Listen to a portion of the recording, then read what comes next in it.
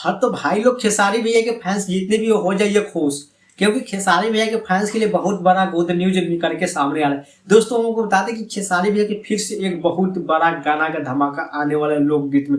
दोस्तों अभी अभी खेसारी भैया की टीम की तरफ से एक इन्फॉर्मेशन दिया गया है, यानी पोस्टर जारी किया गया है, जिसमें दोस्तों खेसारी भैया का लुक देखने के बाद आप भी बोलोगे क्या ये गाना बहुत ही बेहतरीन होने वाला है। दोस्तों हमको बता दें कि ये पोस्टर अखिलेश बाबा ने अपने इंस्टाग्राम आईडी पर खेसारी भैया का एक पोस्ट फोटो जारी की है, जिस फोटो को देखने के बाद आपको भी पता चल जाए कि ये गाना बहुत ही बड़ा लेवल के होने वाला है और गाना बहुत ही बेहतरीन होने वाला है। दोस्तों हमको बता दें कि अभी अभी अखिलेश बाबा ने ये जानकारी दी है कि खेसारी भैया और दोस्तों नीलम गिरी जी के साथ बहुत बड़ा हिट गाना आने वाले है अपना हिट मशीन का।